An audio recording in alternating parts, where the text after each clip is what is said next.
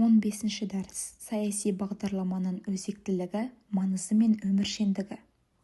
Бұл презентацияда саяси бағдарламаның қоғамдағы маңызын, олардың өміршеңдігін қамтамасыз ету жолдарын және Қазақстан үшін тиісті сабақтарды қарастырамыз. Саяси бағдарлама – бұл партияның, үкіметтің немесе жеке тұлғаның белгілі бір уақыт кезеңінде саяси мақсаттар мен міндеттерін, оларды іске асыру жолдарының жазбаша жиынтығы. Мақсаты – ол қоғамдық проблемаларды шешуге, экономиканы дамытуға, әлеуметтік әділеттілікті орнатуға және мемлекеттік басқаруды жеңілдетуге бағытталған. Бағдарламалар сайлаушыларға бағыт-бағдар береді, олардың қолдауын алуға ықпал етеді. Қазіргі әлемде саяси бағдарламалар бұрынғыдан да маңызды. Қоғамдық пікірді қалыптастырады және азаматтарды саяси процестерге тартады. Мемлекеттік басқарудың тиімділігін арттыруға септігін тигізеді. Әлеуметтік, экономикалық дамудың стратегиялық бағыттарын айқындайды. Халықаралық қатынастарды елдің ұстанымын білдіреді. Бағдарламаның уақыт кеңістігіндегі өміршеңдігін қалай қамтамасыз етуге болады?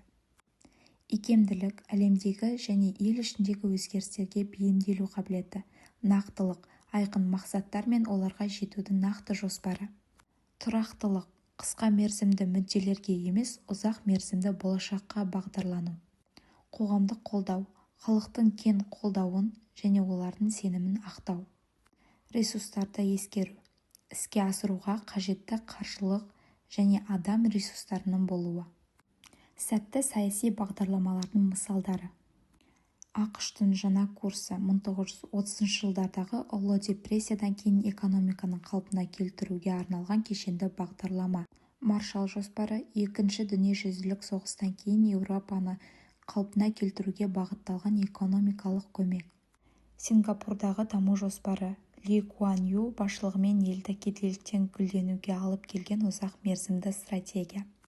Бұл бағдарламалар өз кезегінде тарихи маңызды өзгерістерге жол ашты және ұзақ мерзімге әсер етті. Сәтсіз саяси бағдарламалардың сабақтары: шындықтан алыс болу, қоғамның қажеттіліктерінен алшақ, орындалуы мүмкін емес уәделер. Қаржыландырудың жоқтығы, бағдарламаны жүзеге асыруға қажетті ресурстардың жеткіліксіздігі. Жемқорлық, бағдарламаның мақсаттарға жетуге кедергі келтіретін жемқорлық факторлары.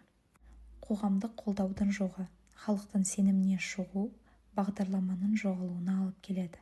Тарихтан алынған сабақтар бізге саяси бағдарламаларды әзірлеуге көмектеседі. Қазақстан өзінің тәуелсіздік жылдарындағы көптеген саяси бағдарламаларды жүзеге асырды.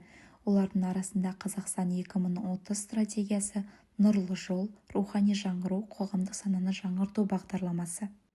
Бұл бағдарламалар елдің дамуына үлес қосты, бірақ оларды іске асыруда әрдайым қиындықтар мен сын-қатерлер болды. Саяси бағдарламалар қоғамның дамуы үшін өте маңызды. Икемділік, нақтылық және қоғамдық қолдау ұзақ мерзімді табыстың кілті.